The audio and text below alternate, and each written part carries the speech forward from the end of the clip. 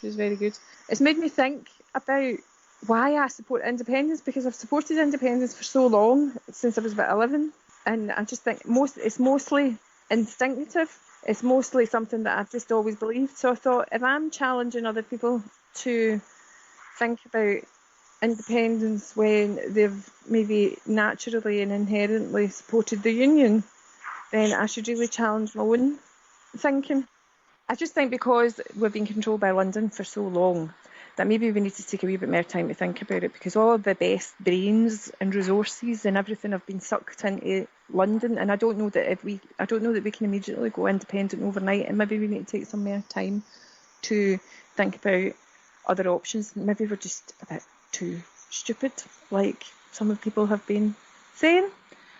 And the other thing that struck me, that resonated with me, was that from a feminist perspective, which is a similar argument to what I've heard on the left before about, socialists, we should all unite, we don't want to, what about, you get more in common, we working class people in Liverpool, Manchester, Newcastle. Well, I've heard arguments from feminists as well about not abandoning our sisters in England. And then I'm thinking, maybe a wee bit responsible for that. And sort of thinking about it, why not try and expand unity across Europe? Maybe we could have a federal Europe. Maybe we could have a federal world, in fact. And so these kind of things have got me thinking. I wouldn't say that I'm definitely not voting yes, but I'm considering looking at other options. So you can see there's actually some kind of solidarity argument going on there. It's kind of convincing. And Robin McAlpine was another one who's been sort of convinced by this solidarity argument. And although it pains me to say it, when we got in touch with him, he actually gave us a bright side to all of this. I'd be lying if I didn't admit that some of the better together patter has been getting to me. Not the facile arguments, of course, just the general subliminal message that if you keep things together, they're stronger. I've been trying it, and I think I probably do feel stronger. I find it hard walking, though. But it's fixed by paranoia. I only go to the shops if I can get 5 of my pals to come with me, and we just buy 6 times as much of everything. See, when we walk in the door of our local co-op, nobody messes with us. Of course, nobody really messed with me when I went on my own, but you never know when one of those checkout operators might pull a gun. On the downside, I've got 16 litres of tomato ketchup in the cupboard.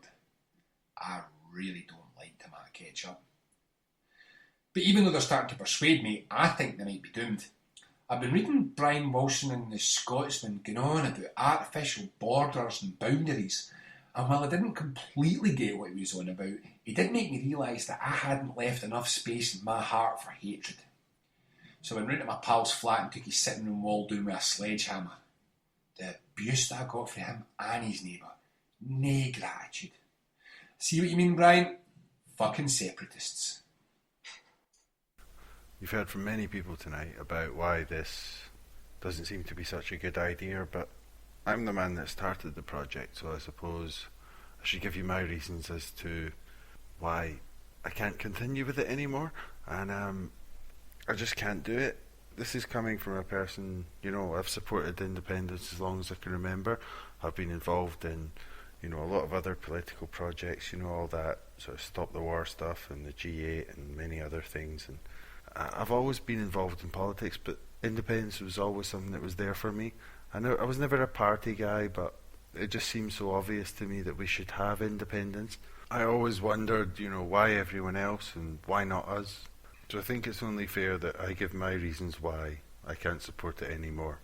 And it's basically because of the offensive behaviour bill, but that'll only make sense if I can explain a little bit of my history. You see, as an independent supporter, I was strangely worried when we got devolution because I thought that the Scottish Parliament might at some point make a bad law. And I knew that if they made a bad law, all their nefarious reasons for supporting independence and my cybernat hell could come out. It would just be a terrible prospect because, you see, I grew up under some really good United Kingdom governments. I grew up under Thatcher, and then we moved on to John Major and Tony Blair, and those governments taught me that Westminster would never make a bad law. not even one. And such a calibre of people. You know, if we have an independent country, you know, how could we find people with the competence and the get-go spirit of Norman Lamont, or the humility and perspicacity of Jeff Hoon, or even the sanity and understanding of someone like Nadine Dorris? Just one bad law could put in jeopardy our ability to hide our nefarious plans to make an independent Scotland and stop people like that running our country. You know, compared with just the perfect record of Westminster, where like all of those laws against Scottish people, where people were hanged and where people were brutally oppressed, just for speaking Gaelic, or these kind of things, they must have been for our own good in some way. And this is why it must be better together, because we can only get people of the high calibre that can understand those kind of policies, that although they seem to hurt us, it's only for our own good. We can only get that in the larger talent pool of a bigger nation, so that we don't really have any say in it. It can only be like that. That must be it. So I suppose this is goodbye from the Scottish Independence podcast and the For All That podcast. We almost got to 50 episodes altogether, but now that we've had it explained to us, we've realised it just wasn't worth it. Goodbye.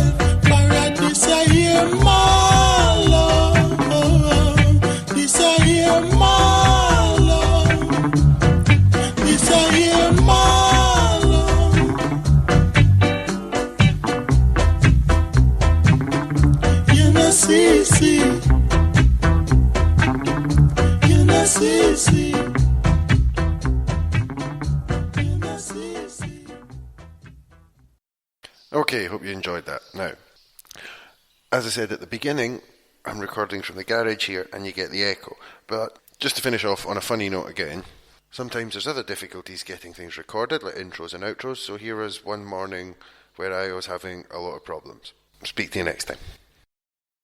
And this time I spoke to Professor John Robertson, who in the time before the referendum had conducted an extensive study showing that the BBC and other media organisations were quite biased towards the no side of the debate, and I'm sure that won't come as a massive surprise to you. And then there were a number of disagreements with the BBC, accusations of bullying. They phoned his boss and demanded to know what was going on. But we talked about that in the last episode. This time we talked about that in the last interview. We talked about that in the last interview. We talked about. We talked about.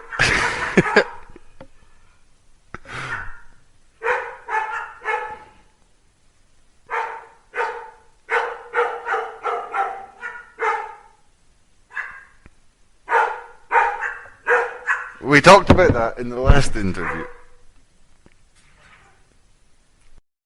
I hope to get another podcast out early next week sometime, and